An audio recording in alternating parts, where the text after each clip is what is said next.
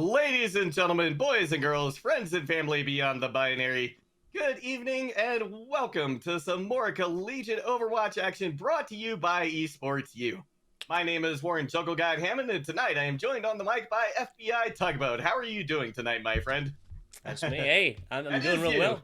Doing real well. Going to cast a little Overwatch action here for the New Jersey. Oh no, I always do that. I always do the National Junior College Athletic Association. I see NJ, and I think New Jersey. Right? Too much New Jersey Devils play that I've been watching. Right?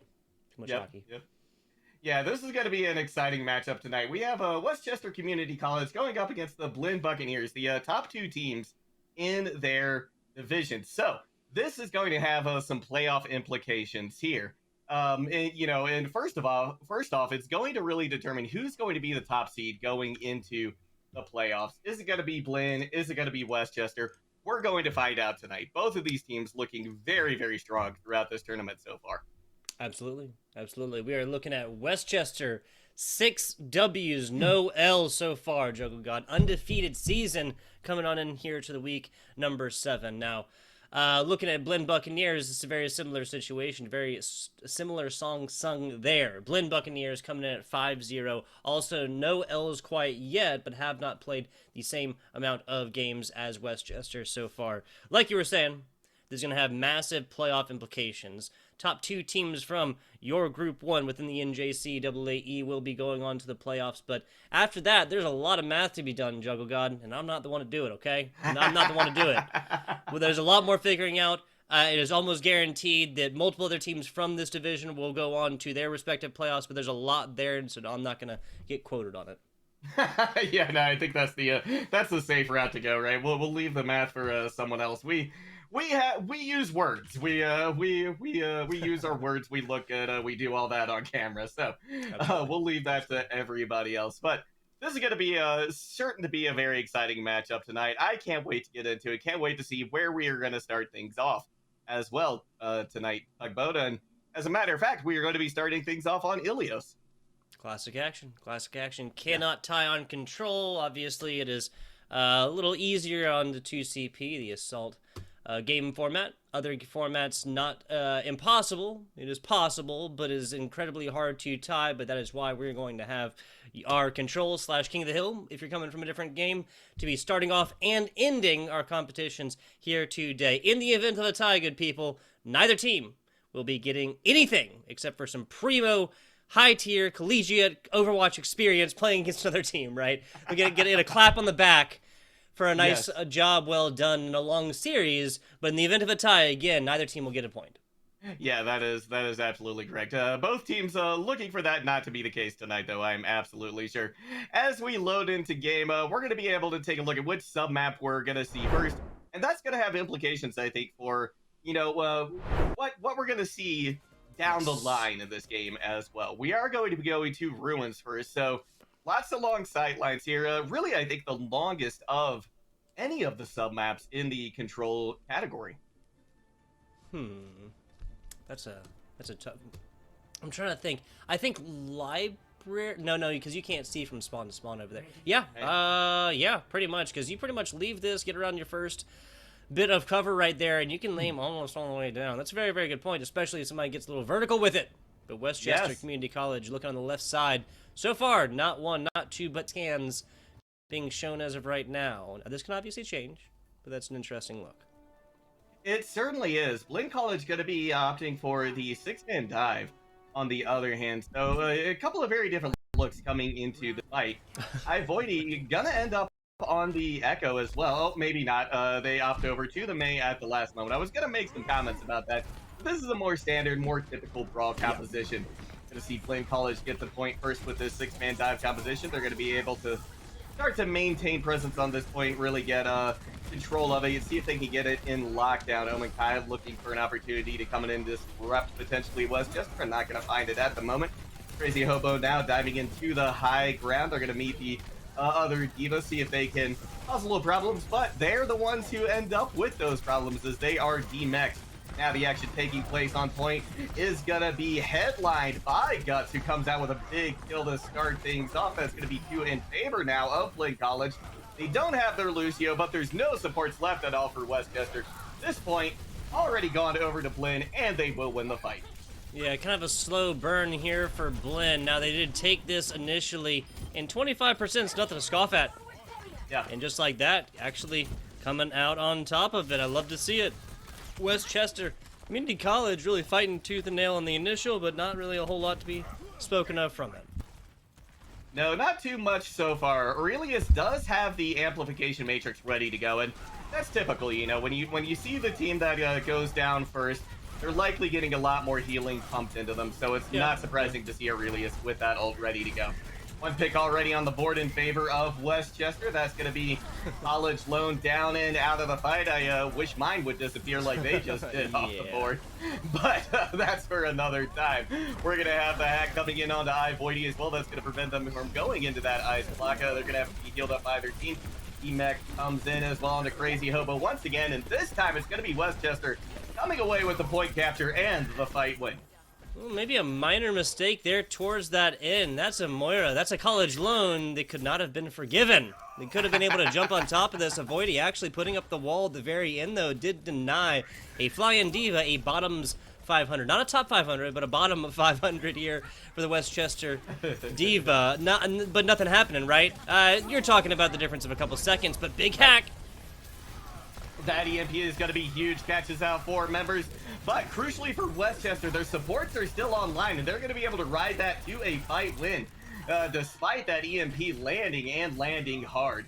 Just 2 members remaining from Blinn, and they're not going to last long. No, they are not. No, they are not. Decently tied up scores up top here, but the ultimate charge going to be a little bit different. They're close to the Cassidy. Ultimate about 65% or so, but yeah, it's going to be the name of the game is the tanks here. Noctin cannot bear to fall right here because they're going to need that sound barrier here in just a couple seconds as soon as Blinn gets aggressive with it. A weak attempt right here, but that's going to be a nice charge onto Lucio. No sound barrier for you guys. No, Westchester going to be caught up a creek without a paddle right here. Blinn College looking primed to take this point back, but with a fire strike from NJCAA as well. That's going to keep things opening up. Westchester out of supports. That is until Nocta gets back to the fight just in time to lay down the sound barrier. That's going to allow the members of Westchester to try and stagger this point out, maybe even survive long enough for reinforcements to get there. Guts, though, does have this Death Blossom. It's going to be laid down right as the Shatter lands as well, and that will be Blinn College coming away with the point. 95% couldn't have happened at a better time here, my friend. Blinn College coming back on top. Now, they did dedicate a lot to it, but of course, Westchester doesn't have a whole lot of ultimate economy advantage, at least. They'll be online one of their support ultimates here soon. That's the only thing showing glowing yellow for Blinn College as of right now. 75, 76% for them. Westchester going to have to get to it soon. That they are. We're going to see Aurelius getting close with this amplification matrix. Likely going to see that use soon. iVoidy already out of the fight, though. Excellent environmental kill coming in there from Omen Kai. That's going to be 2 on the board, actually, for Blinn College. They're looking potentially primed to be ahead here, especially with the D-Mech coming out on the bottom 500 as well. Gabri pops the Deadeye to see if they can find anything, but there's a May wall in the way. Courtesy of Turtles, they pop the Blizzard as well. Overtime is starting to take over. This is Blinn College primed to take this, but an Immortality Field allows Westchester to get onto point. The main take is there, but a self-destruct catches 2 for Blinn College. And with the sound barrier as well, it's not going to be enough to catch 2 in response from bottom 500. Now, things could go either way, but it's still Blinn College getting the picks that they need. Overtime takes over. And that is a close first sub-map FGI Tugboat. Yes, it is. We knew there was going to be close here. For the National Junior College Athletic Association's first matchup, Westchester Blinn College. In case you're just joining us, dear viewer, these are 2 teams that are both undefeated within this Group 1 division here, okay? 95 to 100, I think that tells us pretty much everything we need to know about how close this matchup was, Juggle God. Incredibly close stuff. Now, a geographically different map we will see coming up here in just a second. Any major differences here will revolve around this big massive hole in the ground that we're looking at right now. Will revolve around those environmental kills, and Avoidy over here with the Pharaoh will definitely be on that kind of duty. Senna as well on the ball, definitely going to be picking up those responsibilities as well. We're going to see Omakai go over to the Brigida for Blinn College, too, and that's going to be a good response to Senna. Of course, they might not know yet that that's what they're running into, but it's going to be a great option. They're going to be happy that they're on that hero. Bottom 500 now in the mini health pack room, looking to keep control of that. As Senna starts to dive in, we're going to see a pile driver not hit anyone this time around. Point now being contested by both sides. Nobody really making too much progress yet, one way or the other. It's going to be crazy. Hobo making some room. That's going to allow a pick to come in onto College load. Omenkai goes out of it, and with that, Westchester should be able to clean up this fight and claim the point for their own. Yeah, excuse me, infrequent that you're going to find not one, not two, but three losses and then still be able to hold on to this one. The big difference here, of course, Juggle, is that Blinn College, on their initial fight last time, they were able to pick up a full 25% for it. I think that's a much better deal that they'll take every single time. Turtle's now on over to our hacker again. We saw the effect that EMP had in last game. Yeah, we certainly did, and it's going to be, I think, even more effective, especially considering Senna is on the Wrecking Ball. We see G-Ninja flop over to the ball as well in response. So we're going to have a very similar composition coming out here, but the backline's going to look different. Blinn College with much more burst potential. Hack's going to come in onto Jobby. That's going to leave them without any opportunity to get back to safety. They're taken out of the fight. Blinn College now with an advantage, but we're going to see the nano boost committed as well for Westchester. That's going to lead to a pair of picks and a barrage, which leads to two more, and Westchester will continue to hold. Holding strong. That's going to be, yeah, the Zen just kind of left by themselves. Two softer supports here for Blinn College. It can definitely happen, especially given you got their Diva mix that'll come back. You have this ball that can roll onto these hacked health packs. It's just something that really requires everything to fire on all cylinders in synchronicity? Yeah, Synchronicity? we'll say that. Synchronicity, there you go. You know, it's interesting. Looking on paper, I feel like at these two compositions, both in this map and the last one, I feel like on paper, Blinn College has a more cohesive composition coming in, but Westchester with the advantage. It's going to be two picks once again for Westchester.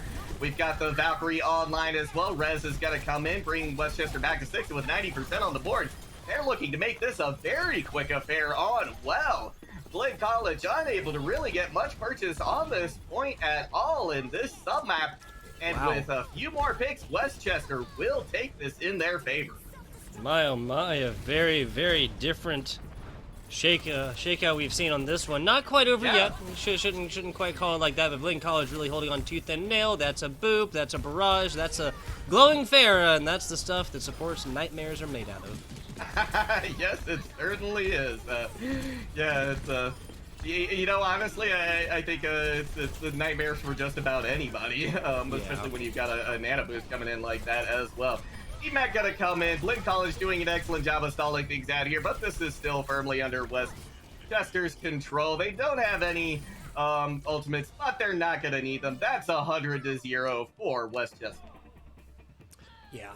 Wow. Okay. So, again, just in case you're just joining us, dear viewer, Westchester Community College, Blinn College go down to the wire, 95-100 for submap 1. That is, of course, Ruins.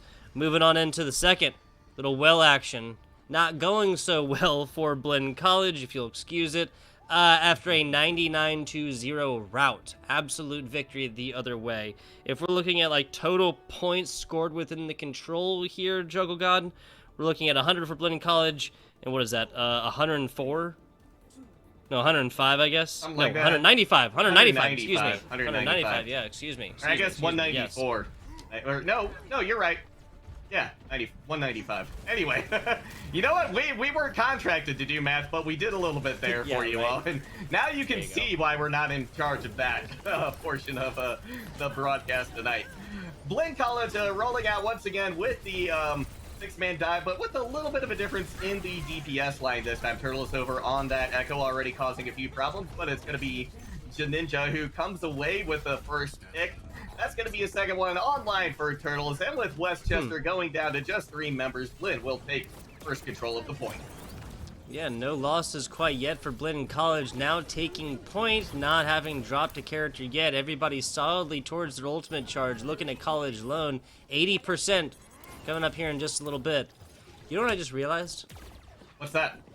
Maybe this is like a slant, like throwing it in our faces. Because the fact of the matter here, Juggle God, is that several of these members probably have a significant amount of their college paid for by playing esports, right?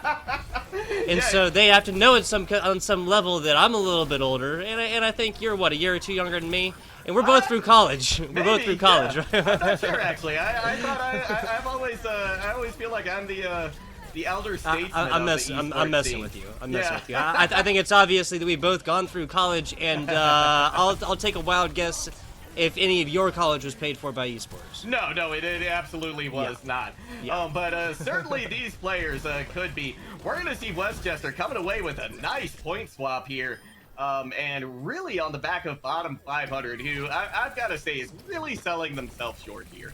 You know, maybe that's to give, maybe that needs to give some false confidence and hope to the other team, but bottom 500, definitely not in line with their play today.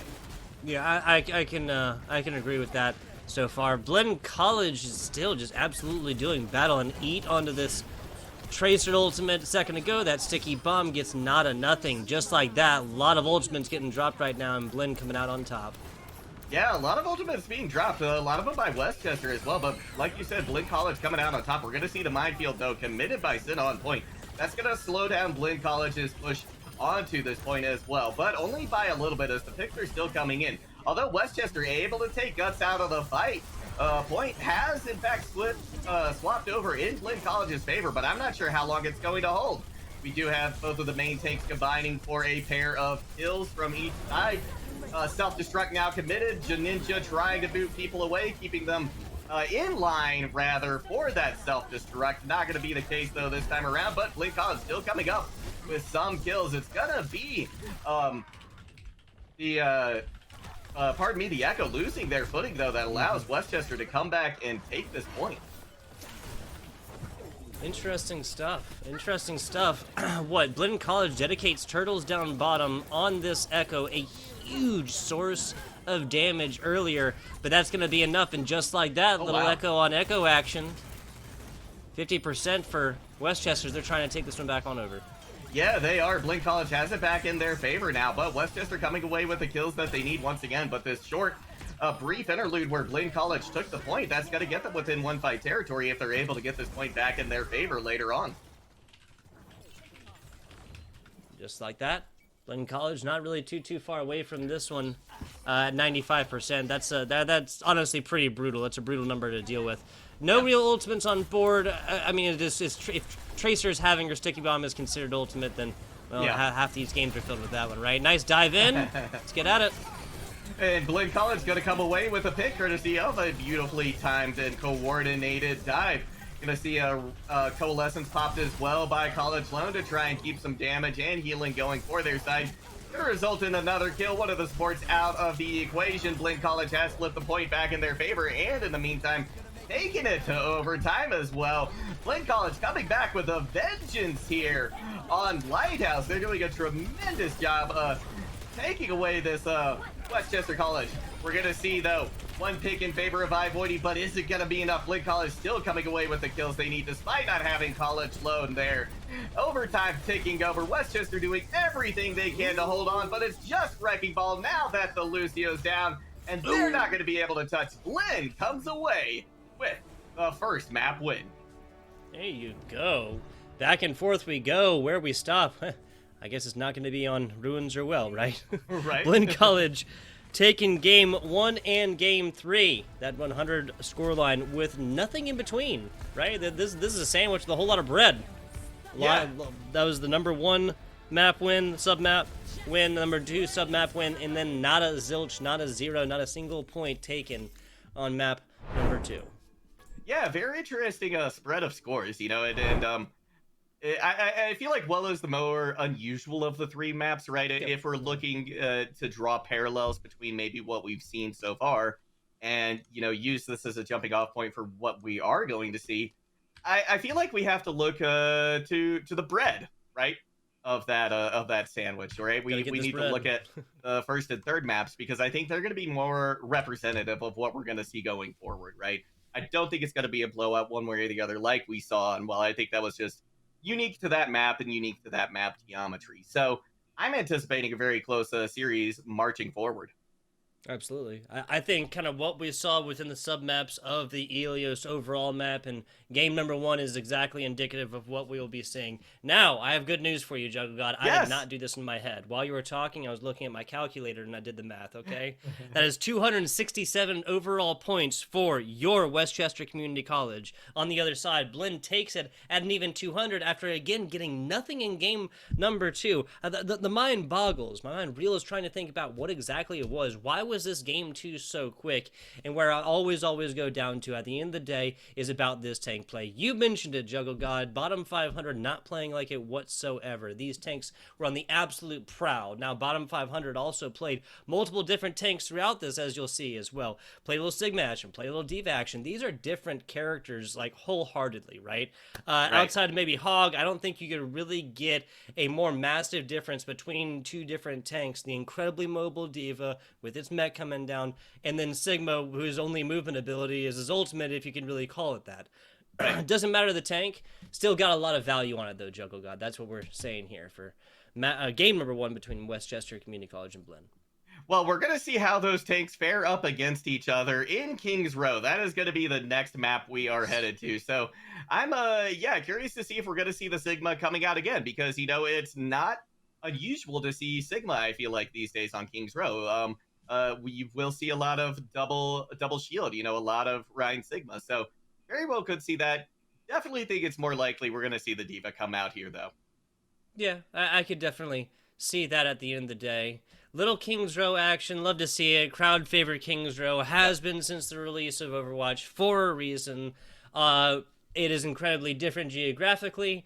It is a very interesting start. It was the place of the Great Bamboozle of 2018, the Overwatch League, right? Like the Widow play up top.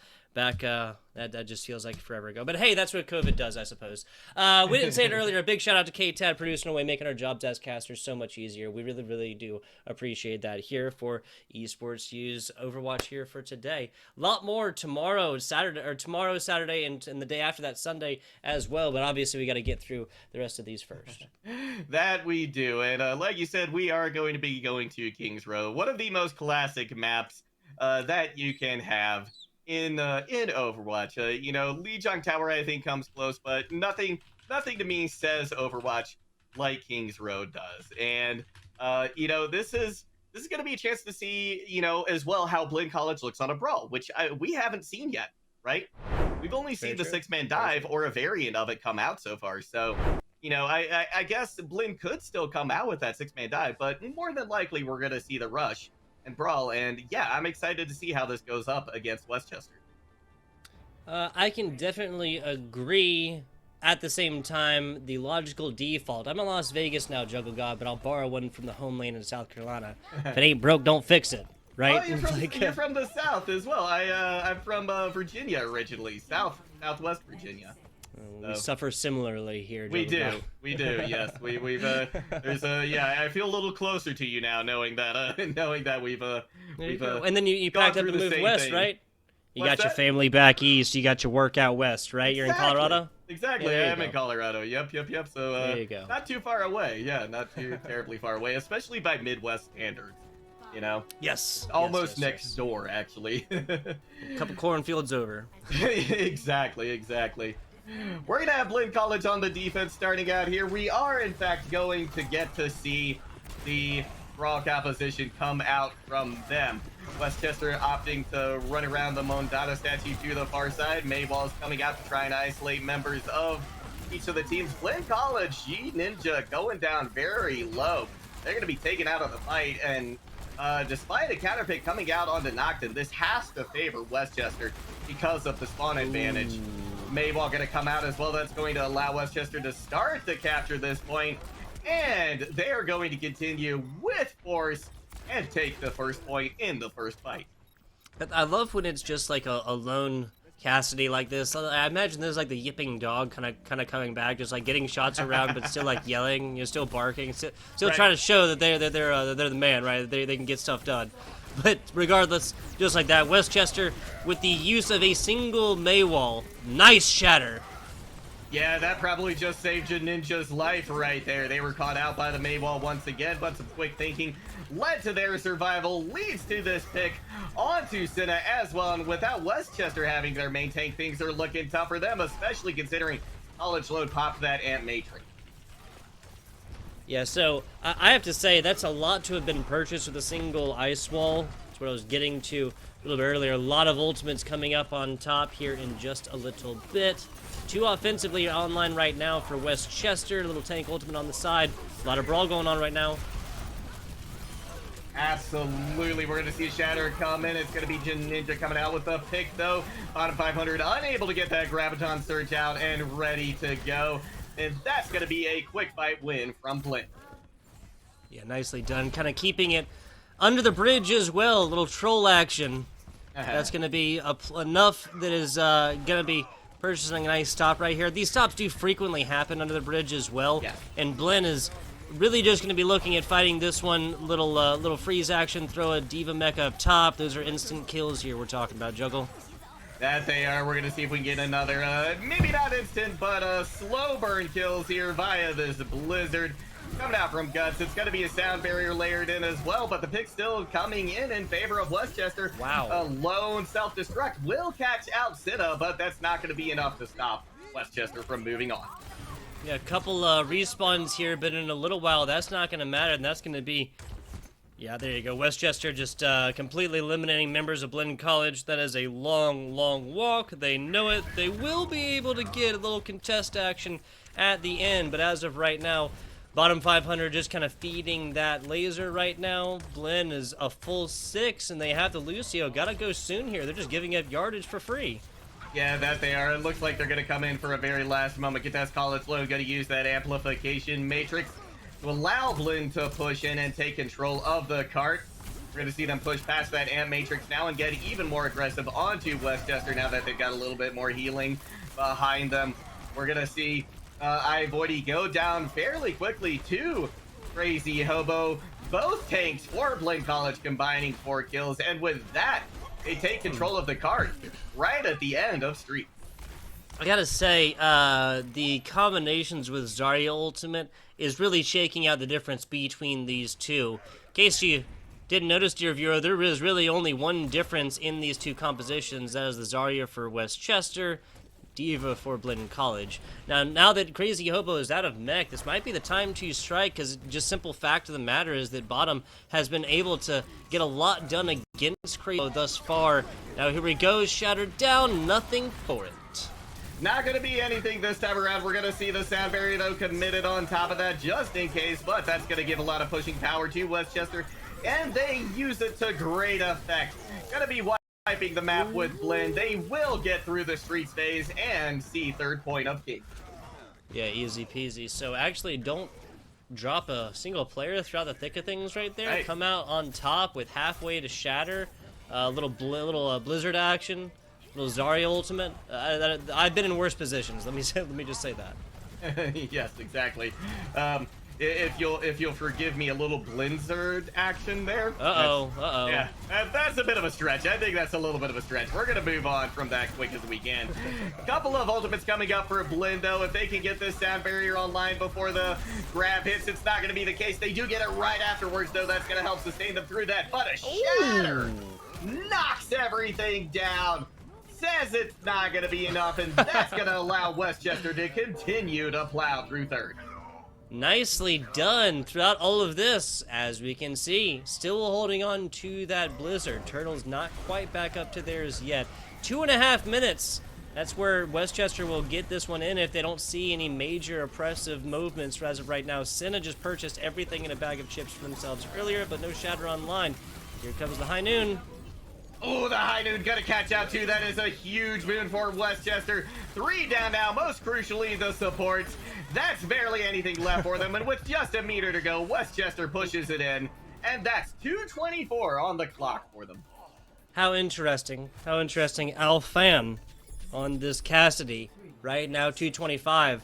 The Diva Mech landed behind them at a solid little distance, and it just so happened that gradient brought them down to 22. Now, what, a year ago? A 200 health Cassidy? This Cassidy wouldn't have been able to do anything for it. Right. A minor change there, and Westchester has the firepower that they need to push this in just past 2.5 minutes. 224 on this one, 3 points. Pretty good look. I gotta say, this has really been very, like, offensively handed, though. Like, whoever is able to be pushing point, whoever's able to be taking control point on the Elios map earlier is the one generally that is taking advantage. The defense has just not been showing up so much either side so far, Juggle God. You're right. Although this will be, I think, the first chance that we get to see, like, a consistent defense coming out from Westchester, right? They're gonna be on that roll for the majority of this map. So it'll be curious to see, how they're able to maintain that defense throughout this map. Nothing out of the ordinary that we're seeing so far from Westchester in terms of compositions. We do have bottom 500 on the Sigma, so that's gonna give a lot more frontline presence in a way to Westchester, but a lot less peel as well for the supports and backline. So that could provide an opening for Blinn College to exploit if they can find a way around that second shield. Yeah, that is going to be the name of the game, though, here. Westchester knows exactly what they're doing by pulling this one out. They have a Maywall to throw in the mix as well. There's the first little bit, and Ginja really feels...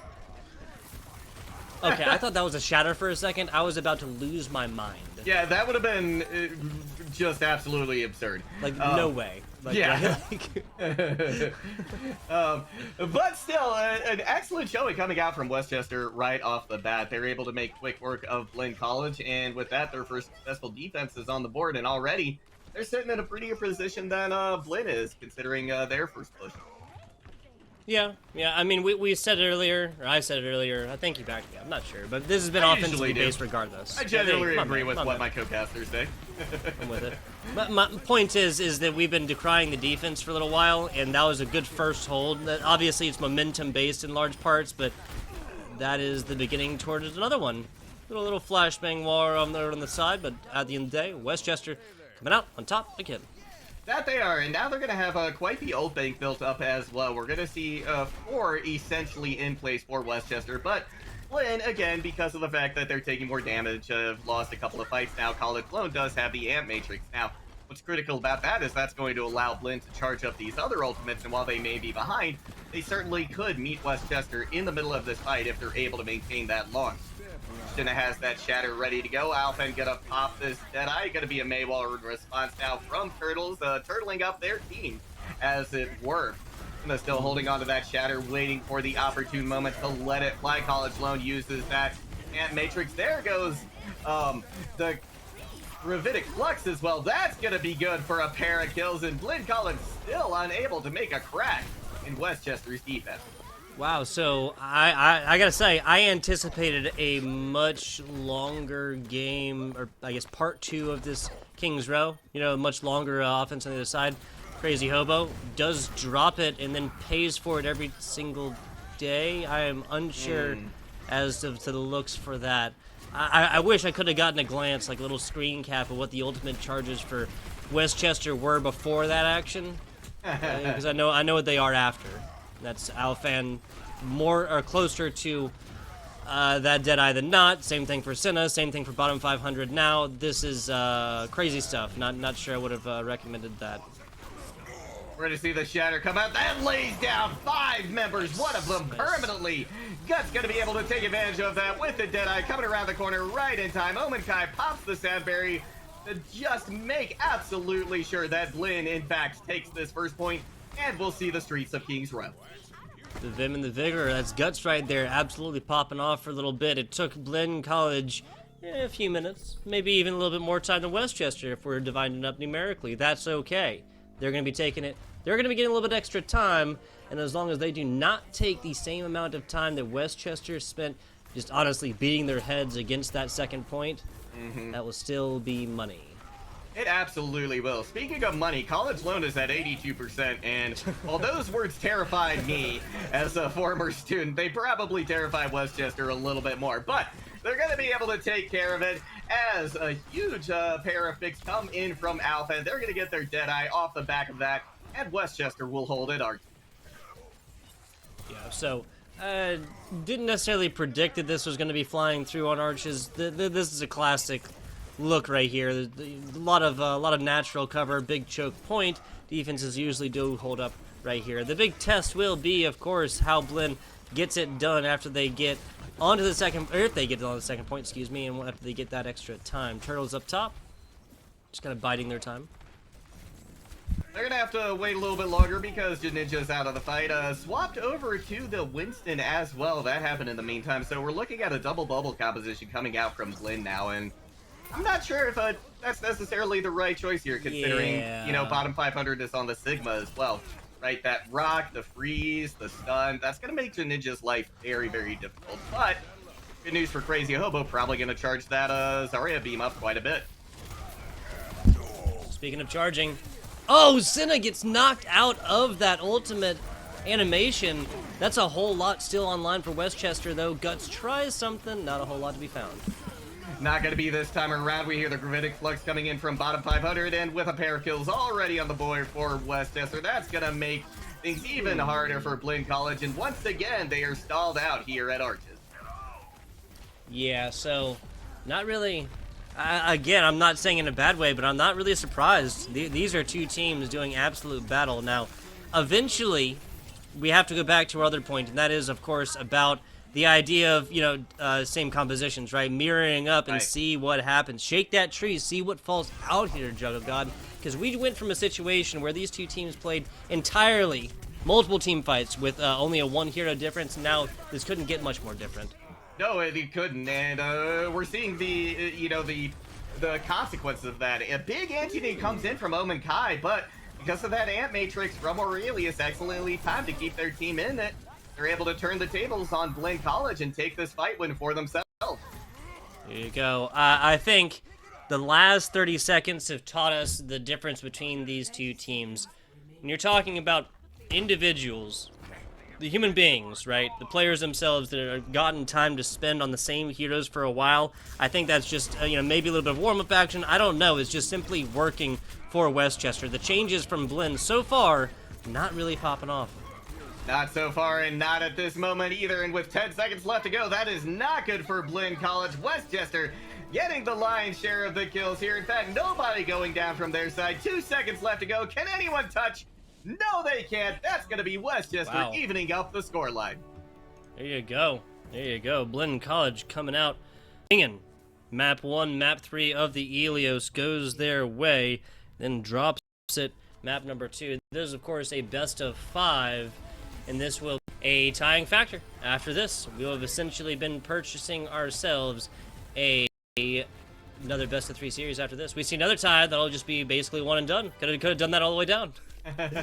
As it is, though, the geographical difference here, I think that spells out a lot. Obviously, composition-wise, we are far removed from, you know, our goats, from anything else that is just far and away the best team compositions or whatnot. So I think this was good adaptations on both sides right here.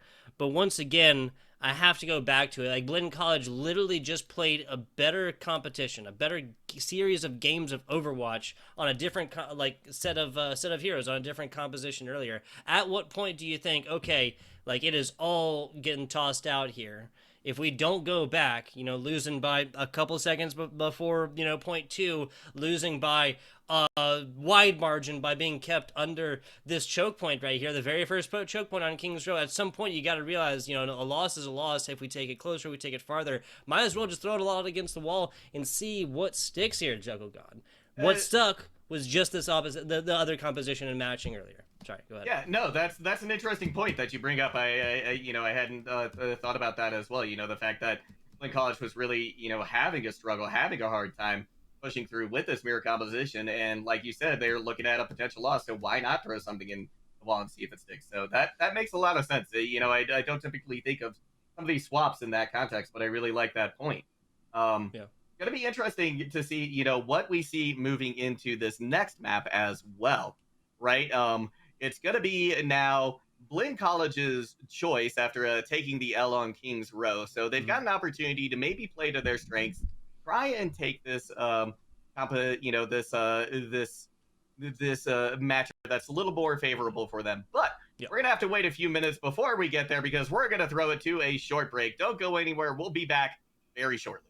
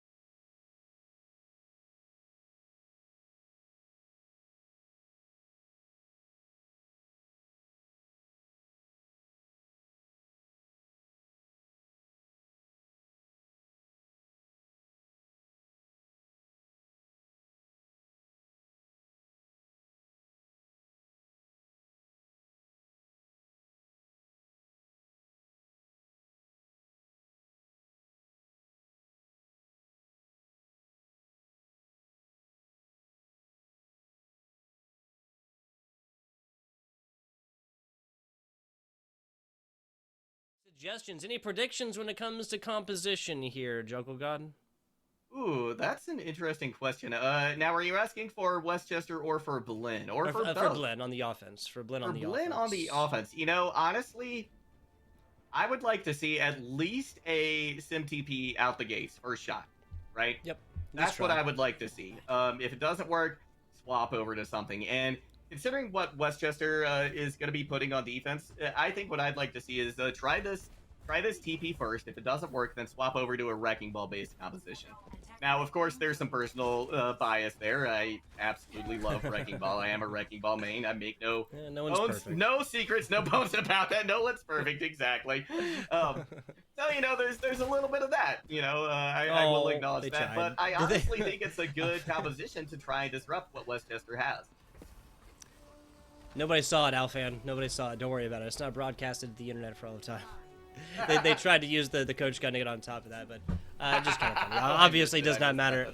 Does not matter as of right now. Starting out with the same amount of time, Blinn College. I 100% agree with the SimTP strats, though. At least try it. There's not really that you're like a lot that you're gonna lose on this. You don't have to die to reset. You can always walk back and get it done. There it goes, and let's see how it works. I like this approach. Yeah, they don't go straight to the point. They go straight to bottom 500 and take them out of the fight very, very quickly. That's going to open this point wide open because Westchester doesn't have a composition that's really suited to holding on to the point. Really, Crazy Hobo on that Sig was their best chance. And with that, Blinn College is making very short work of this first point. And once again, the defense nowhere to be found for either side.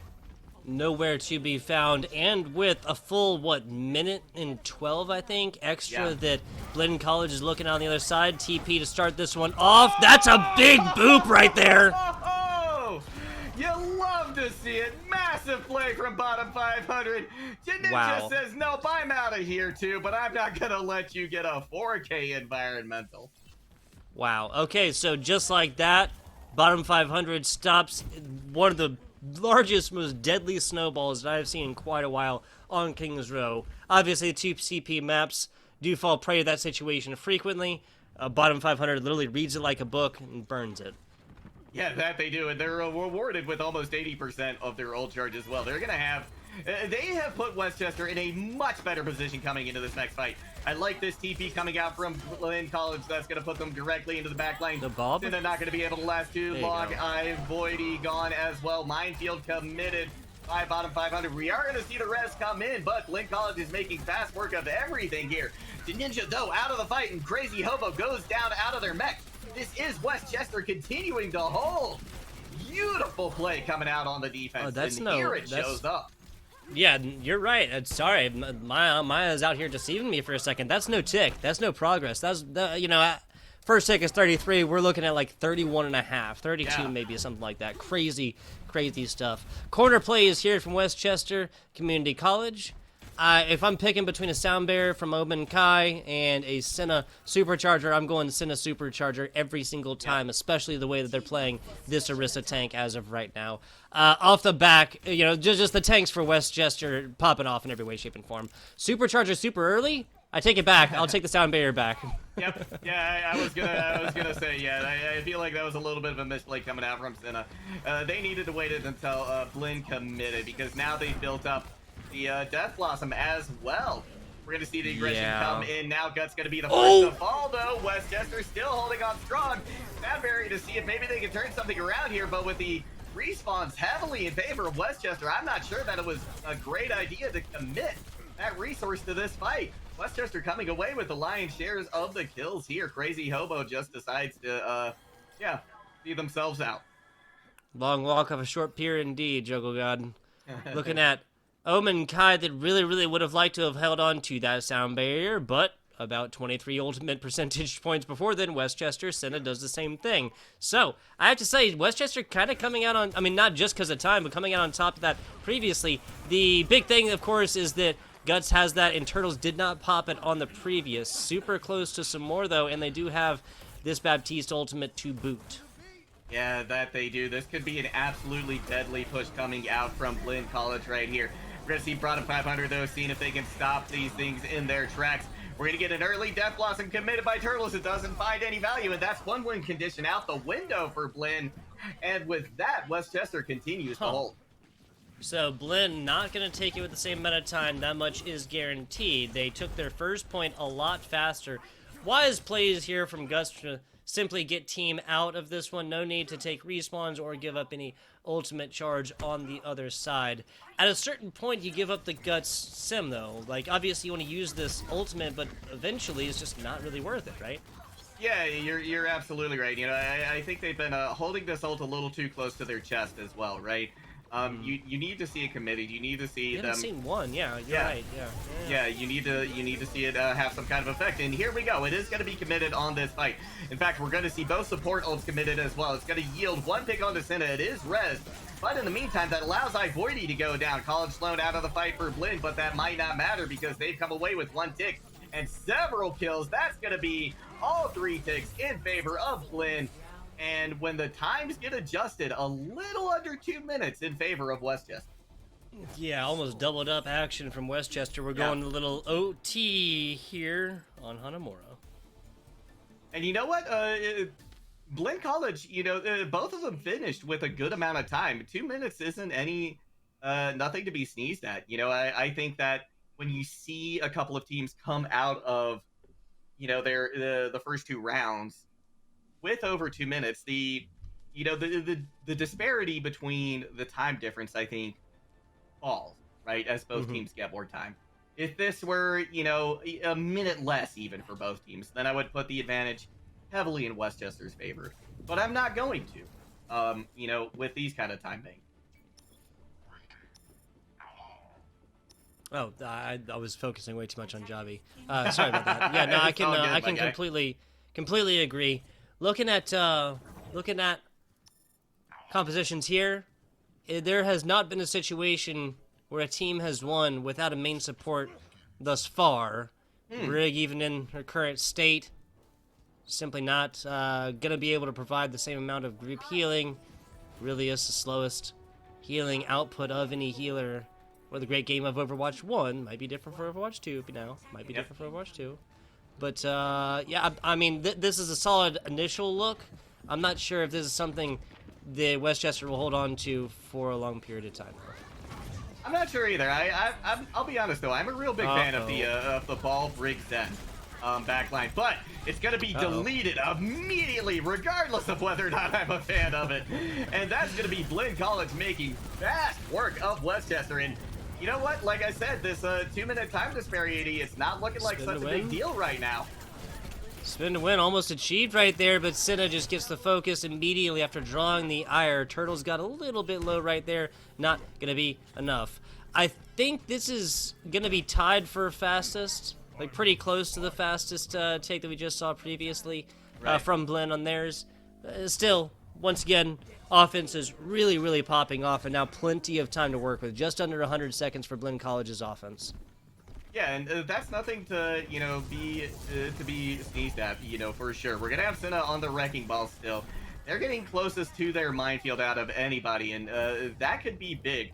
Ninja might want to save their shield for that to try and clear out some room if they don't use it on the engagement. They're going to start chasing Alfan out of the fight, but right now Blinn College is taking quite a long time to set up for their dive, to stage for their engagement, and that's leaving Westchester plenty of time to regroup as well. Turtles goes down very low. In fact, they're taken out by bottom 500. We're going to see College Sloan commit the Coalescence. It does come out a pair in favor of Blinn, so despite not having Turtles with them, they're making short work of Westchester. One tick on the board. That is a big win condition now for them. They have set a victory bar in the sand. We're going to see Senna once again try to spin to win all this thing out, but the second tick has now been committed. Westchester is starting to come out on top, though. The respawns in their advantage. They do hold. And now Blinn has just one more shot at trying to complete Hanamura. Spin to win, ball for stall, whatever you want to call it. It works out here for Hanamura. That is going to be Senna doing that tank roll to a T. 15 seconds. Even with the Lucio, I'm not sure if Blinn's going to have a second look at this. If they do, it's going to be barely. Crazy Hobo has the self-destruct. They could potentially use that to try and touch. Ninja is out in the front. 1 second left to go. Overtime just barely. Trigger Crazy Hobo's going to launch that self-destruct. Now we've got the sound barrier committed too, but it's going to be Cinna coming out with a pick on 2 guts. Blinn College throwing everything at this, and nothing is sticking. Westchester coming out with a huge defense here. 85.1%. Gonna be the mark, though, that Blinn sets in the stand. The play of the game here, but possibly the play of this match, given that we're looking at Hanamura as of right now in map 3. That was bottom 500 with the save earlier. Aurelius, the Zen, holding on, not only holding on to the Transcendence, not popping it a little too early, not kind of playing that card too early on in the team fight here, but also waiting for the self-destruct to come out. You might be invincible. You might be healing 300 healing per second for every second that you have that Transcendence up, but your teammates, different situation. Body block capabilities possible for some of our smaller heroes, not for the tanks by any means. Simply wait, simply play as the card, let everybody get away from self-destruct, and then basically once you press that ultimate, just spin around point, right?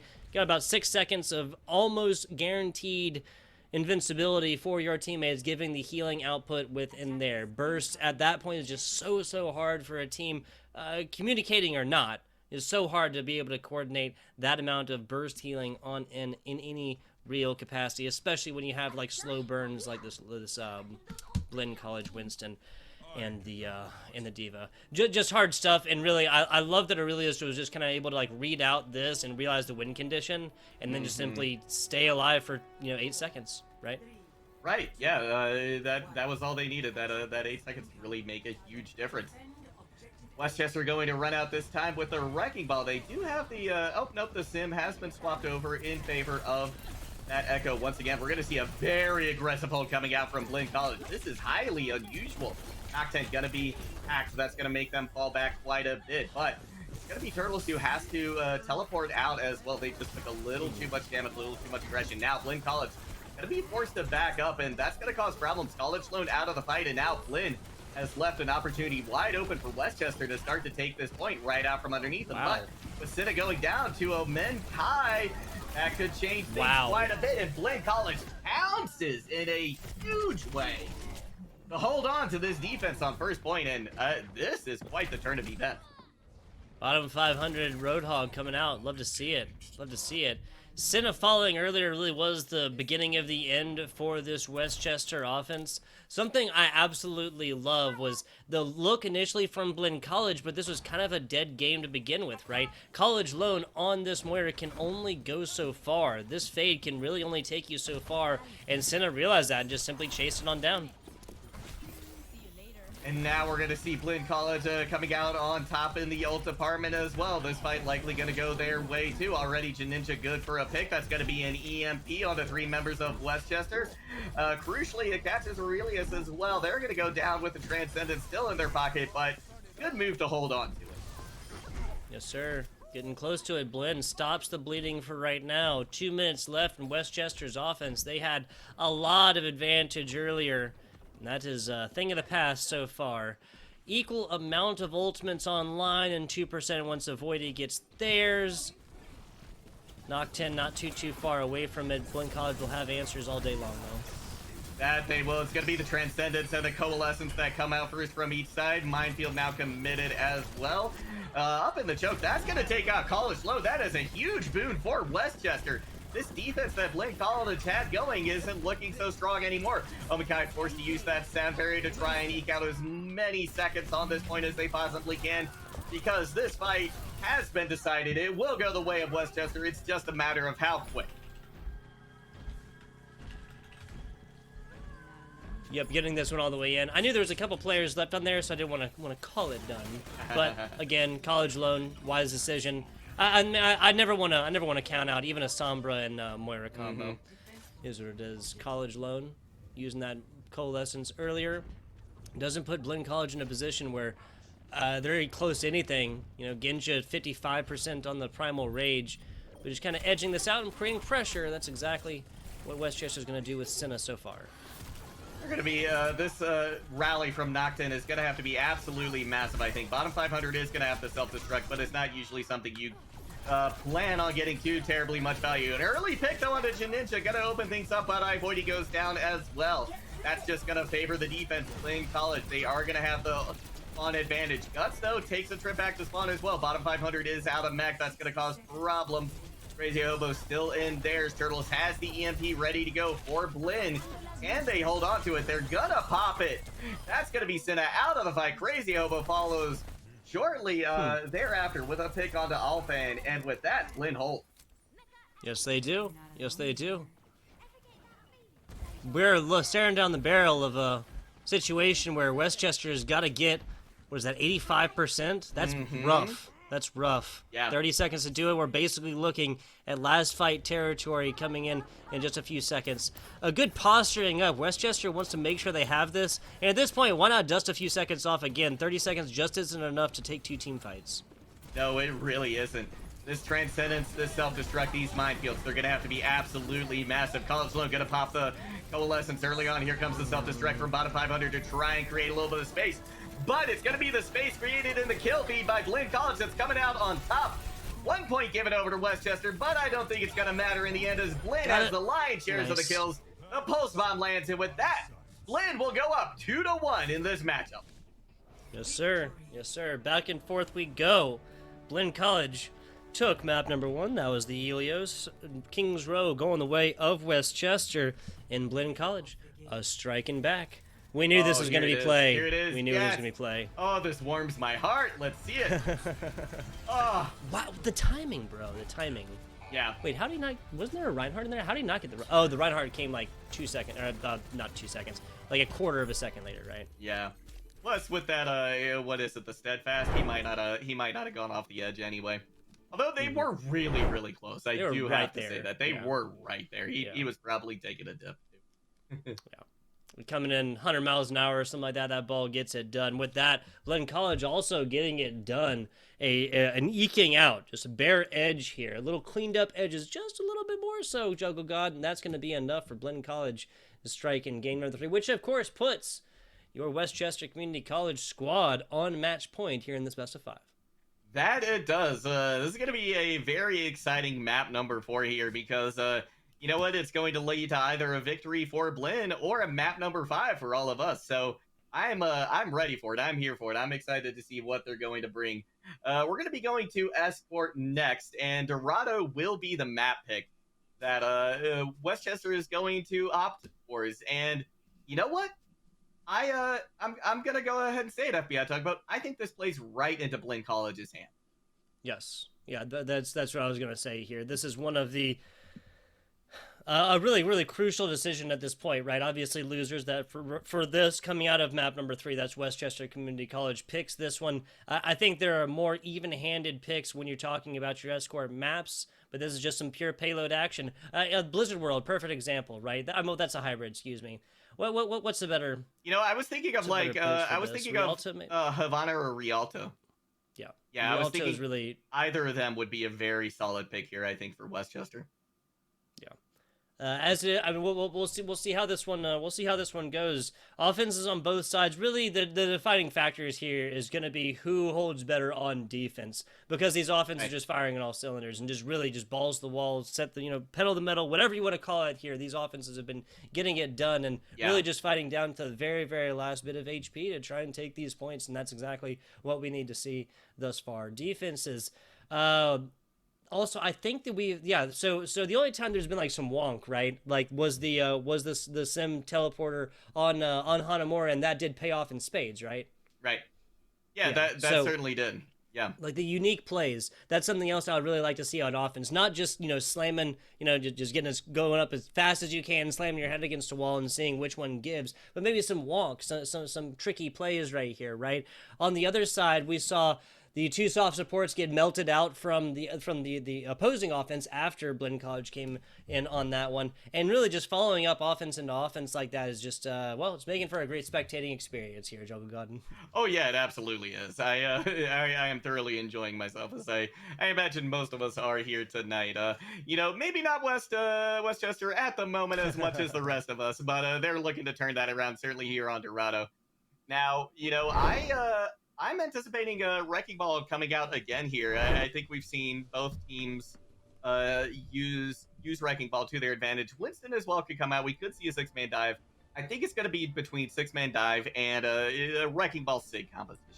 Is what we're going to see coming out here from both of these squads. I guess we've gotten flashes of snipers, right? We've gotten some Ash several times. You know, kind of like no full on Widowmaker yet, I believe. No, I don't think we have seen Widowmaker come out. I was actually a little surprised that we didn't see Widowmaker on our very first submap on Ruins. You know, I think if Widow is going to come out, that's probably one of the most likely places you're going to see her. We do have Guts, though, on the Ash.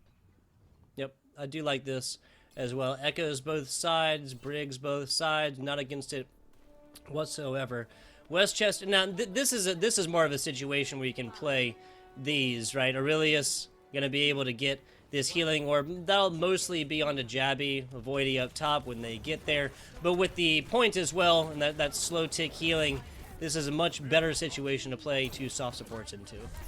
Yeah, it certainly is. I think the burst potential here is going to be tremendous for Westchester, right? If the team can follow the discords of Aurelius, this could be over very, very quickly, despite College Loan being on that Ana. Bottom 500 going for a hook, not going to land this time around. They eat the business end of an anti-nade. That's going to cause a lot of problems. They do use that take a breather, and while it isn't going to heal them, it will mitigate some of the damage coming in. A little fact that a lot of people don't realize there. Westchester coming away, though, with a massive fight win here right off the bat. That's going to give them quite a bit of cart progress. Blinn will have one more opportunity, though.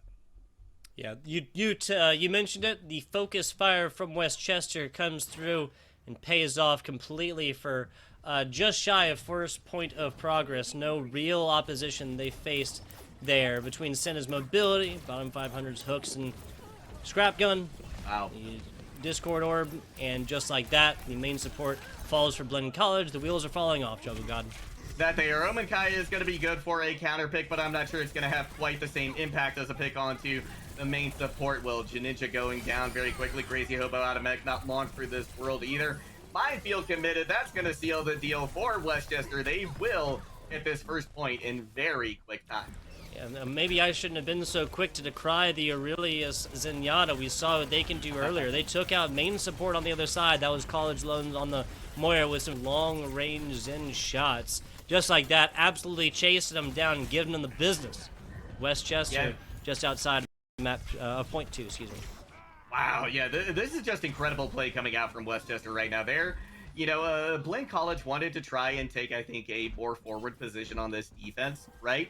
But we saw even before that second point was captured, pushing forward into the streets phase of Dorado. So they took a very, very aggressive position on attack, and they were rewarded for it. Watching bottom 500's health go down from a full 600 to 0 in less than a second, which tells me the focus ability here from Blinn College, obviously a lot there. Now taking this from up top. Trying to drop down onto this one. There's the first. Turtles drops down and falls immediately. Trying to get something done from the top is Jobby opting to stay up there. Trying to get something going, but nothing doing really so far. Not a whole lot of ultimates getting dropped in this one yet either until the Coalescence comes out. Yeah, that Coalescence going to do a considerable amount for Blinn College, but it doesn't look as though it's going to be enough as Westchester's coming away with the lion's share of the kills once again. And look at this as well, Tugboat. Blinn College expended the ults. Westchester held theirs for the most part. Yes, they did. Voidy, the only one that duplicate not being utilized, or being utilized, excuse me, in this previous for Westchester. We kind of decried the Dorado pick. I'm feeling full now. I'm used to it now. I'm used to it. But feeling a little bit foolish because this is quite a run. This is Escort, right? This is the kind of things we saw in Kings Row earlier, and this is just a Blinn College looking lost. Yeah, it absolutely is. Westchester, look, they're fighting 3 different fights right now, by the way. All cinders. Playing 3 different fights. They're playing 3 different fights. Like when I finished speaking earlier, literally they were fighting over on the stairs, they were fighting inside point closer to spawn, they were fighting on cart. Literally 3 duo pairs, and Blinn College, yeah. Yep. And that's exactly what Westchester wants. Yes. Too, right? Yes. You know, because this kind of composition that they're running, especially with the Roadhog, that's playing for picks. That's looking a lot more deathmatchy, right? And when you can separate Blinn College, especially on the composition they were running, you just pick them apart piece by piece, right? Now we're going to see Blinn go over to the Brawl composition as we move into the third point here, which is an excellent adjustment. Nice drop-down point over here. Blinn College finally fighting this one at a full 6, it seems. Rotations on. Avoidy gives up the space, because why not? Smart plays thus far. Smart plays thus far. College That zone they deleted. Main support gone again. We know. We've seen this movie before. How about the sequel, Joe God? I don't want to pay for a ticket again, though. No, you're not going to have to, as the action is just continuing in spades. Westchester coming out with another beautiful fight win, and this card has barely stopped today on Dorado for Westchester. Tugboat. Yeah, they should have staggered out Crazy Hobo as well. That would have been absolutely oppressive, especially given that Ginja almost gets taken out there towards the end. Maybe maybe coming off of the coordination could have led to more coordination against this against that ball. But hey, who knows? They're crafting at this point. 3.5 meters away. 3.5 meters away, people. But it looks like that's where Blinn College is going to potentially find their footing. Bottom 500 now using that whole log to try and push people off a point. Crazy Hobo is going to be demeched by Avoidy, and they're going to be able to get this duplication online. Sticky Bombs land as well onto Ducks. That's going to be a very quick duplicate out of that just as quickly. Avoidy coming away with the kill still. Just under 5 meters to go. Blinn College with an excellent opportunity to try and hold, but not going to be able to do it. 2:24 going to be the final time bank for Westchester on Dorado. Yeah, we're going to have to see an offense for the ages here from Blinn College if they want to take Dorado all the way to the end. Westchester has found their footing right here. I always say it, Juggle God. The most important parts of these matchups are not the action that we see on the field, but the communications between these players in between games. Whatever happened between Game 3 and now here are Game 4 is exactly what Westchester needed. Whatever communications, whatever it was that they had to figure out, they got that one done.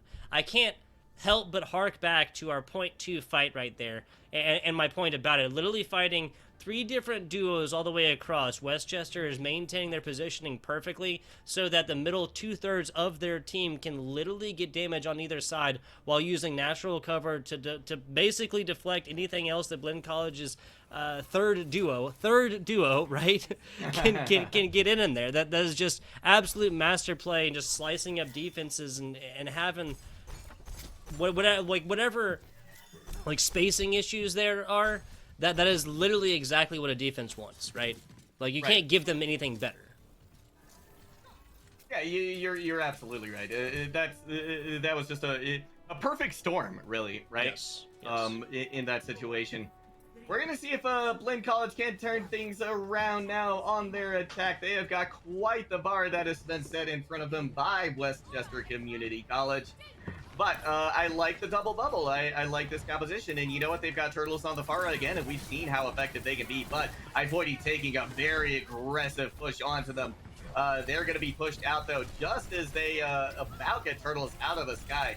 Healing will be there in their favor. And my gosh, Blinn College looking to potentially do just what they had done to them. Okay. Some solid stuff so far. Bottom 500 does get out for a little bit, but getting through this choke point is going to be absolutely huge, and it happens.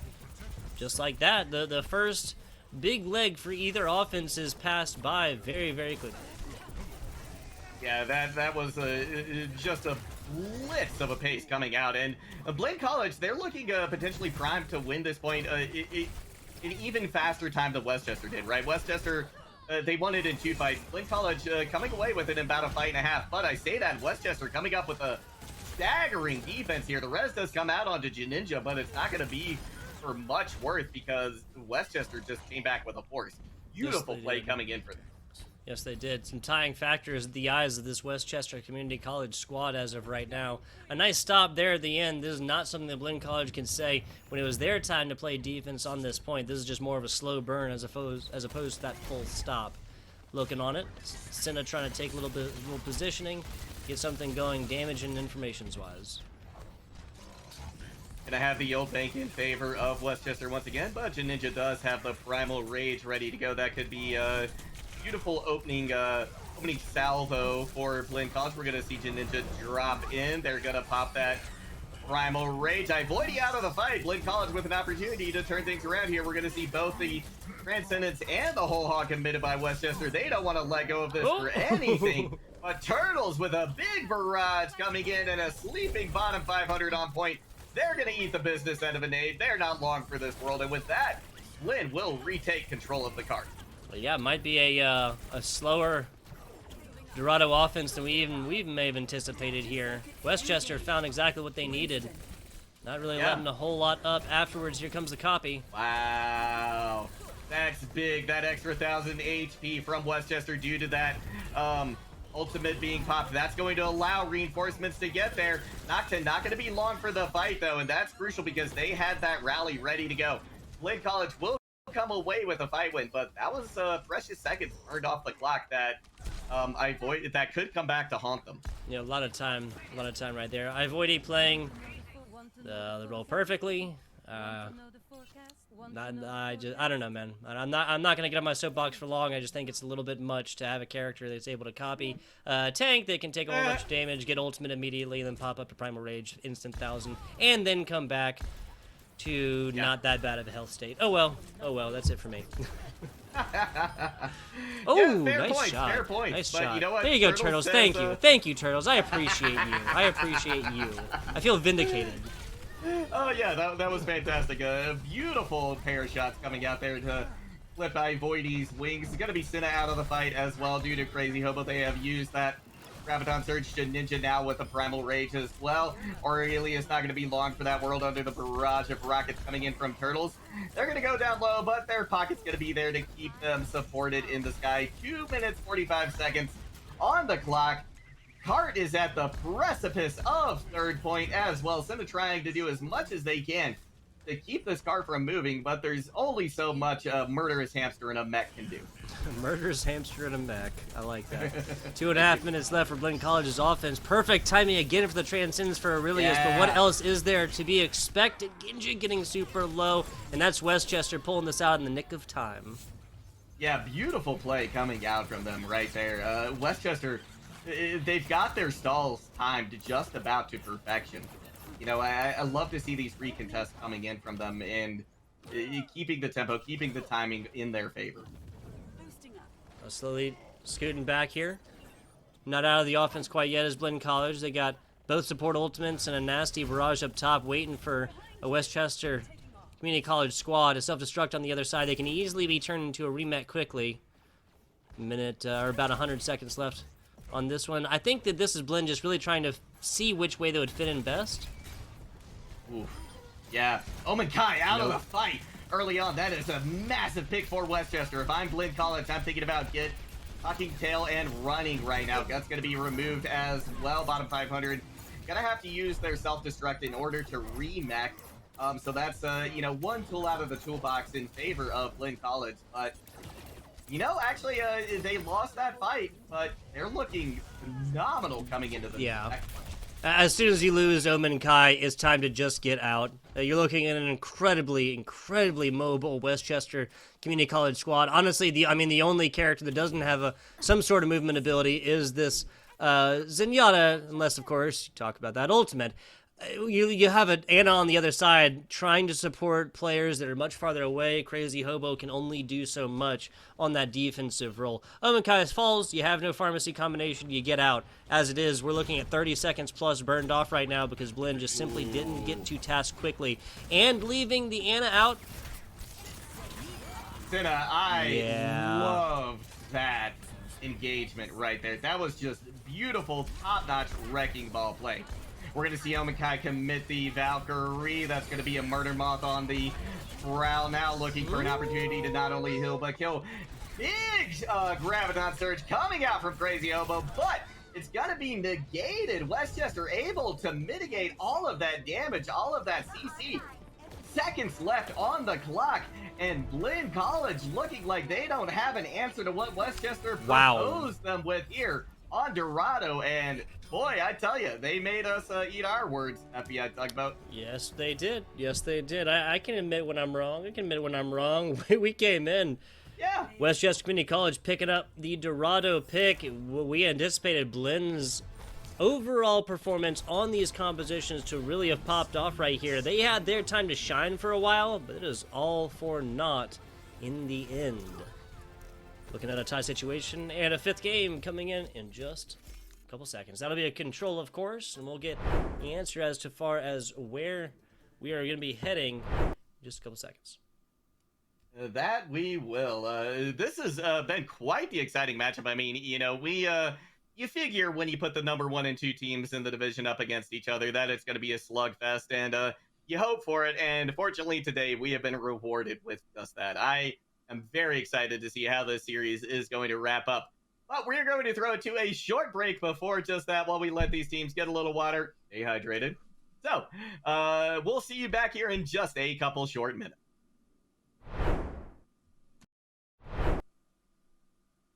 Well, we got to see one of the most classic maps in Kings Row for our second locale of the evening. We're going to end things off on arguably one of the most classic maps as well. That's right, we are going to Lijiang Tower, FBI Tugboat. There you go. And you knew it was going to happen, right? You knew... other side. We knew we were going to go to a Game 5 because he's got the little Lijiang Tower action. Exactly. Right there, yeah. I mean, we don't have a script. We don't know what's going to happen. Cut the broadcast. Quick, K-Tag, It was just a 9,000 IQ prediction, I swear. Exactly. We'll get lines drawn up here in Vegas later. Looking at a 2-2 tie-up here between Westchester Community College and Blinn College. This has been an absolute slobber knocker, a slugfest, and everything in between here. Juggle God, predictions coming on into this. I think that Westchester showed what they needed to when it comes to momentum and how this team is really snapping to on that previous map, on that Dorado map. I think that Westchester is going to take this. It's not going to be easy, and it's going to be 2-1 within the control, but I do think they're going to take it ultimately. You know what? I'm gonna go with you on this one. I think that they do have the momentum in their favor after Dorado. I think that they showed as well that maybe they have a better handle on this kind of dive and wrecking ball composition. So as we move to the Lijiang Tower, where you can definitely see that kind of composition excel, especially on Night Market and Gardens, I think that this does go Westchester's way. And given the fact that we will potentially see Control Center too, right? And we saw that the Brawl v Brawl, which turned into a Brawl v Dive, went the way of Westchester on Kings Row. So, yeah, I think, if you're looking at a map pick from Blinn College, Lijiang Tower is a good idea. But you know what? Maybe not as good of an idea as I thought it was if you'd mentioned this to me earlier in the series.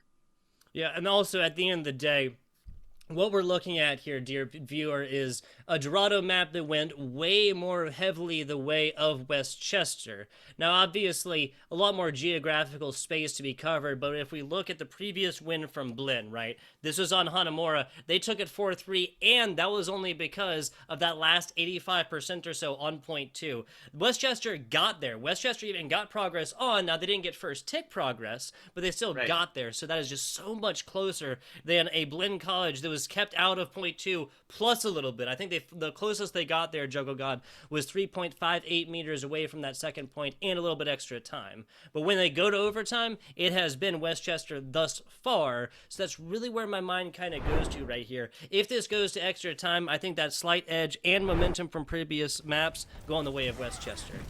We are going to be starting things out on Control Center, and Blinn College gonna go for the Brawl composition, but Westchester doubling down on this disruption composition, this pick-based composition. Already we're going to see that yield results as College Lone is out of the equation, and boy, I wish I could say that for myself. I've milked everything I can out of that joke tonight. Hey, fair enough. Spin, win, engage. Westchester opting to see the better side of this one. And that's going to be a little bit of progress. Avoidy playing this perfectly as Blinn College on the back foot. The change comes for Crazy Hobo. And the full res, Westchester's a full 6 on top of this point. That they are a full 6 with looking to be 4 ultimates coming online as well. Blinn College, especially since Guts and Crazy Hobo decided to swap, they're lagging far behind. So, you know, it's typical that we see fights go this way, right? You're gonna see after the first fight win, the second fight going to the team that won the first, because they've got the old advantage. But then that third fight comes back in favor of that, the squad that lost that second one. We're gonna have Blinn College dropping in from the high ground, avoiding a lot of that poke that could have come their way from Westchester on the approach. Janinja gonna be good for one, but once again, College Lone is down, and without those big heals, that's gonna leave Westchester free to just bring in a lot of damage, especially from above via iVoidy, and with that, Westchester takes the second fight. That's going to be a pretty clean sweep right here. Knocked in, of course, with the res. Might have gotten it done there towards the middle, but just like that, Westchester knocking on the door of 64% right now. Turtle is the switch. The first time we're going to see a Soldier 76 in this one, so little hit scan action, little rockets action, little healing pad action. Maybe the edge that Blinn College needs. We will find out right now. That we will. We're going to have the amplification committed over top of the minefield from Cinna. That's going to give Blinn College an opportunity to kind of hold their ground, start to push on to point. In fact, they're getting tremendous progress. They are going to flip it in their favor, but Westchester's looking to win the war, not the fight. And right now, neither are going their way, as a matter of fact. Blinn College able to get a couple of big picks. The res will come in, and in the meantime, iVoidy does find another pick. So Westchester able to pick up what they were left with and turn something around out of it. Janinja forced to back off. The pulse bomb helping to finish them off as well. Yeah, last 10% points coming in. Just a second. That's 90 up for Westchester. Blinn, they have the Lucio. Now switching on a ball. This makes sense to try and get there a little bit faster, Juggle God. Now, the angle with which they decide, nope, they're going right down the middle, and they're going to pay to Cinna on the way. Gotta pay the toll to get through this area right here. That's a nasty barrage from up top that's taking down the entire DPS core of Blinn College. A sound barrier at the end, a self-destruct up top. Not sure if that's going to be enough. It does get caught on upper lip up top on point, and this is Westchester in game, or sub-map number 1. Yeah, and this is, I think this was the map that I was expecting Westchester to come out on top of with the brawl composition, and they did it on ball. And that just speaks volumes to me moving forward into these next two sub-maps. I think we both thought that this could have gone to 3, that this has the potential to go to 3 sub-maps, but from what I've seen so far, I think this could end right here for Westchester if Blinn College doesn't seriously adjust the way that they're playing. Yeah, I'm trying to write down the number. That was 116, 102-16 is what I'm saying. 100 yeah, against 16. Yeah, sorry, didn't mean to throw I think the you're two in there. absolutely right. Yeah. Okay, gotcha. Just trying to mark it down here. Yeah, so gotta say, we said momentum was the way of Westchester's. No reason to go off of this pharmacy combination up top. Now Jabby here, probably just going to use the teleporter off the rip, and then go back for the rest. May even be playing this first life. I'm not against it. Jabby going over the tracer on the end. The bottom 500 Roadhog really has been working, hasn't it? Not something I think we would have anticipated on paper, but it has been working thus far. Yeah, it really has. And you know what's it's interesting. Westchester has been willing, I think, to take these standard compositions but break the mold with them a little bit, and Blinn College has had a hard time trying to figure out exactly how to answer. They are going to get the pick on the bottom 500, and that is a huge boon for them, right? That is a lot of point presence that's now just evaporated. Blinn College will come away with the first point possession and fight win as well. Yeah, so that's exactly what Blinn needed to stop the bleeding right here. They've been hemorrhaging points past couple rounds here, and now hitting double digits up to 12% in past, as we're looking at a Westchester Community College squad that's really just trying to find a way in edgewise. That was almost a bad boot capability for bottom 500. If this was Omen Kai that was with Yinja right now, that'd have been the easiest pick of 2022. That certainly would have been, but it's actually going to be College Lone who falls first for Blinn College. They're going to be back in the equation now, but Westchester has been given such an opportunity to come forward in this fight because of College Lone being out so early that they're not going to be able to flip it back in their favor. Westchester will take this fight and the point in their hands for the first time. Yeah, that's going to be a voidy right there. Whenever they hit ultimate, it's just Control-A, Control-X. Don't paste it anywhere. I don't know. 45, 50% now for Blinn College right now. And Westchester actually has not taken this yet. This is some really, really good stall we're watching right now. Yeah, it absolutely is. Blinn College just doing a phenomenal job of staggering each of their stall heroes to come onto point in such a beautiful way that they've taken 20 to maybe even 30% that they shouldn't have gotten. 30%. Yeah, now 30%, I'd say. And yeah, they forced easily. ultimates out of Westchester. Easily. That's insane. Yeah, Senna dropping this out. Now, yes, Avoidy is back up to this, but they'd be in that situation anyway, right? Right. Like, if you're counting up points, you're counting up chess pieces on the board, Westchester just took several pawns with giving up nothing. Yeah, that was just tremendous play coming out from Blinn College. You know, they took a lost fight and turned that into a big win. We're going to have Avoidy going to be able to get one with the barrage. The hook connects for a second. EMP still going to be committed by Turtle. Catches 5, but it's not going to be worth anything as the picks come in for Westchester. Correct me if I'm wrong, Turtles had that coming into this initial fight, right? This was a Blinn College squad that was all lighting up on the left side. Omenkai not dropping that sound barrier earlier. Yeah, so you had to anticipate the barrage, the pharmacy action up top. That's literally why they're running Noctin on the Mercy. I feel like that you got to get into position for these. You got to realize that it's coming, and then it does. It takes out one of your tanks, and then you let it finish. Interesting stuff. Yeah, just a little bit unfortunate timing there coming out from Turtles and Blinn College. They had an opportunity to really turn that around, retake that point, but just not going to be in the cards. And now with Turtles out of the fight early on, once again, Westchester looking primed and now eclipse Blinn College in the capture percentage.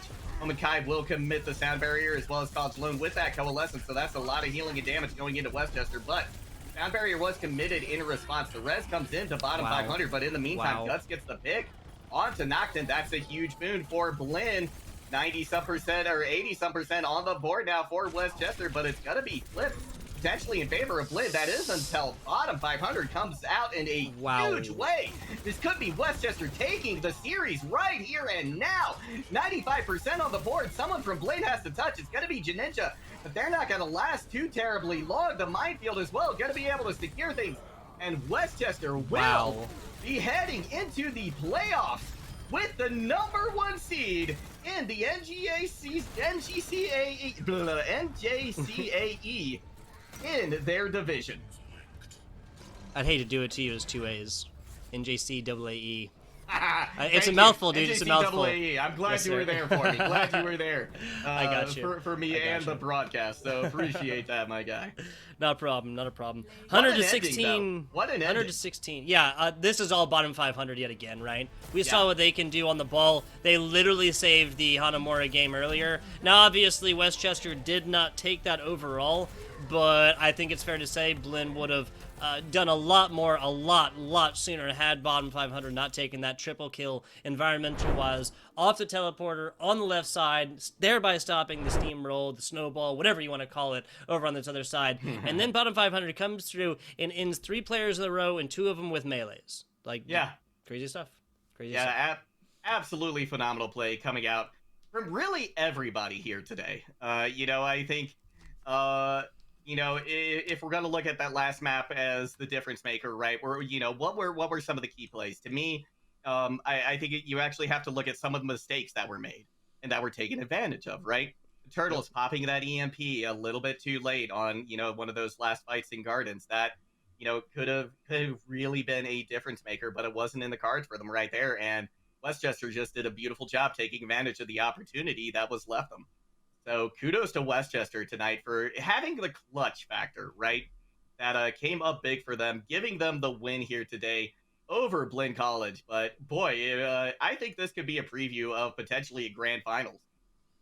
I can definitely agree with that. If we're looking at like minor mistakes, I have to say, I mean, yes, the holding on to EMP until the barrage from Voidy comes is definitely a mistake, but also just overall, I think not utilizing a little bit more hit scan action or some kind of shielding something right here, because especially on this last map, we just saw what a Voidy could do on the previous here. On an absolute run with the Fair and the Pharmacy combination up top, and that continues onto the second map of Lijiang. That's all we're going to see here. As it is, though, do you believe we're going to be going to a very short break here, Juggle God? Get a little interview action set up, right? That is absolutely true. We're going to get one of the members of Westchester in here to ask him a little bit about that phenomenal match that we just saw and what they are thinking moving forward into the playoffs. So stick around. We'll be back very shortly with one of those players.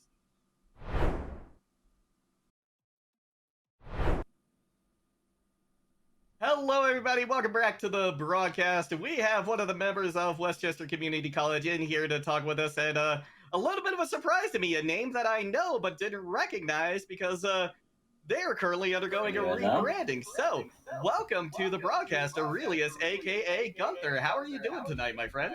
Hello, thank you so much for having me. I'm doing great. Yeah, coming off the back of a fantastic win right there. Well, congratulations to you, and yeah, I certainly was not expecting to be chatting with you in the booth today.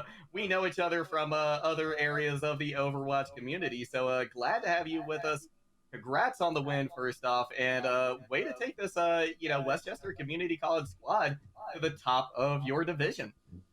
Yeah, it feels really good to lead this group of guys because even starting, like I have some experience in contenders and tier 2 and all of that, and even starting last semester, it was so fun to teach everyone and help everyone kind of like understand these concepts about the game, which may come naturally to someone who knows the game a lot or talks about the game. But when you really start to introduce them to people who haven't discussed them before, it like you can see the neurons fire and everyone goes, oh, that's how this works, and it feels really good to go through that process with everyone. So it's cool to kind of be here in this environment. Yeah, that is really fantastic. Now, I want to know, I want to get your opinion, right, on just this matchup overall, right? To you, what was the difference maker for your squad today over Blinn College? Because this was a hotly contested matchup. I mean, there's very little, I think, separating these two squads, but clearly you were the ones who came out on top today. So what was it that gave you that little bit extra that allowed you to take this squad? Yeah, I kind of had this realization in like the middle of King's Row where Gandra was bad at Ryan. And I knew that my Ryan could diff him every time. And I said, we're gonna put them in a scenario where either Monkey is bad or they can't play Monkey. So we pivoted towards, that was one of the reasons we chose King's Row. We hadn't seen them play Brawl yet on Ilios, and so it was like, let's see how that goes. We saw them play the 6-man dive, but that's that's a little more complicated as like a variant. But yes, so we realized that putting them onto a situation where they can't play Ryan they can't play Winston, or Winston was bad, was a better scenario. And then as time kind of went on, we started to understand like when they liked to dive and when they didn't like to dive, and we tried to bait that in certain scenarios to varying degrees of success. I will not say we had them solved or downloaded or anything. There was still a lot of like in the moment, on the fly decision making, and I'm really proud of the guys for keeping it together, because after Hanamura, everyone seemed a little like and then but we were just like, all right, let's focus up. The score is 0-0. Nothing has happened yet. Let's get our stuff together and let's play the game. And that felt really good. So I think just putting them into scenarios where they couldn't play the dive that they wanted to play, or even when we teched in the Roadhog to kind of neuter that dive a little bit, I think that was really the difference maker. So then that brings me to a follow-up question. Why go to Dorado? Because both Tugboat and I felt that was playing right into Blinn College's hands, right? Now, it clearly worked in your favor, so you made us eat our word, which I love. So, yeah, what was behind the Dorado pick? So, you are correct. And as I was talking to the team and it was like, I think I want to go Dorado, I knew that it was playing into what they wanted. But we weren't super practiced on, but like given the map pool, we weren't super practiced on Havana, and I didn't want to go to Route 66. I just didn't feel it. Like something, the vibes were off. So it was like Dorado was really the only choice we had given the way that things were going. And I knew it was going to be an uphill battle. The second I was like, all right, I think we should do this map. But going into it, like that's kind of, that's why we teched in the Hog. That's why we took some of the rotations that we took. And we were really, really active about trying to out-rotate where the enemy team was going. So like even on that last point, we thought that they were going to be rotating high ground to push our back line, so we rotated out, and then we saw that they were rotating left, so we took that high ground. Like, we were just really, really active about the scouting. Huge shout out to both of our Tracer players for like being really good at that. Both Jabby and Alphin had like amazing comms in regard to scouting, so like seriously big ups to them. Yeah, I really do think that reconnaissance information that was garnered from these Tracers led to advantage in many, many different situations. Now, speaking of different Tracer players and players playing different heroes, I think that your Zenyatta play was absolutely just contractual, it seemed like, right here tonight. But wanted to ask you if you to list any other characters that you were played here today, maybe talk about the differences there and with that gameplay. Oh yeah, for sure. So I think Zen as a hero, in all honesty, this is very self-serving. It's nice to get the Jonak treatment it's not that the team lives or dies by me, not even close. It is totally a team effort in all regards, but I am grateful to be enabled by my teammates. And that is one of the reasons I like playing Zen, because I can say, pocket me, make sure I don't die, and we will win. We saw that, first point Hanamura, right? Or no, I guess the first overtime Hanamura taking headshots on opposing Echoes and supports. That Echo? Yeah, that was good. Yeah, I remember that. Supports, obviously, the target floating through the air may be a little bit harder than an Ana sitting down bottom or whatnot. Yeah, so that's one of the reasons I like playing Zen. Also because it lets me contest angles. So if my Zen is, or as long as they don't have like a Widow or something, it lets me kind of say, you're not allowed to peek that. I'm going to keep 5-orbing it for the next 45 seconds because I am a more patient man than you are. There you go. It's a virtue, I'm told. That felt good. Ana, I mean, I like playing Ana. And I think the team likes it when we play Ana, but I think we're a lot more practiced on the ball comps. And Sin is a phenomenal Winston player. Like the few times we have him on it, he is like absolutely amazing. But like sometimes, I mean, I think on a lot of the maps, we've just kind of decided that we want to play the Brig Zen. And so you would want to play ball with that. But that's kind of it. And then with BAP, I think BAP is my best hero. Like that's the hero I peaked on. But in this team, we don't play a whole lot of double shield, which is when I like hit that peak. So we play it in Brawl. And it's been an interesting adjustment to see like, oh, this is how I need to be lamping. This is how I need to be playing aggressively. I fat fingered so many lamps there. It was disgusting. It was not good. I mean, I gotta start working these guys out if that keeps up. But overall, I think that like the team has kind of grown in a way, both intentionally and unintentionally, to enable me as a player, which I'm incredibly grateful for, because they all, everyone on that team is like leagues above whatever their SR says, and I think that was proven today. You know, so right, absolutely. Well, oh, pardon me. We are running a little bit short on time, so we're gonna have to wrap up this interview in the next couple of minutes. But before we go, I understand you've got some what I think is very exciting news to potentially share with the community overall. And would like to just turn it over to you. What are your plans coming for Overwatch 2? I think I'm going to try to go pro again. I'm going to give it a shot. Yeah. I'm going to scrim, and I'm going to over the summer I'm going to be streaming a lot. And I'm going to seriously give it my all again, because when I last played and tried to play competitively, I think I was not in a great state in my life, and that kind of stopped me from growing as a person, and it stopped me from growing as a player. And now that I've kind of, worked on myself, and I'm in a really great environment now, like my family is very lovely, and my teammates that I work with now are awesome. Yeah. I'm going to give it a shot, and I'm going to seriously, put my back into it and see what happens. Well, congratulations. Now that everything is good again, you're ready to ruin your life with Overwatch again, right? Oh, hell yeah, dude. There you go. I love it. All right. I do believe we got to get you on out of here. I really appreciate you coming in and giving us a minute of your time after the game here. Thank you for having me. Not a problem. Westchester, 3-2 victory over your Blinn College squad. We got, New York Tech and Southern New Hampshire here next, Jogo. Got a little League of Legends action, not Overwatch. Do you have anything else for the good people before we go?